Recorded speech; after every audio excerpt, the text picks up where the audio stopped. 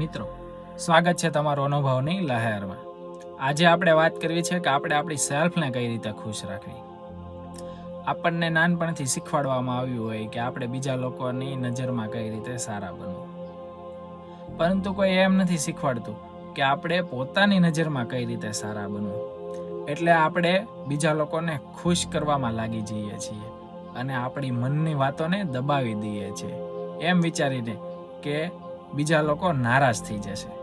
પરંતુ જીવનનું કડવું સત્ય તો એ છે કે જ્યારે આપણે બીજા લોકોને ખુશ કરવા લાગીએ ને ત્યારે આપણે આપણા મનની શાંતિ ખોઈ બેસીએ છીએ. જ્યારે આપણા મનની અંદરની શાંતિ એકવાર ખોવાઈ જાય ને તો બહારની કોઈ એવી બીજી વસ્તુ નથી કે એ આપણા મનની શાંતિ પાછી લાવી દે.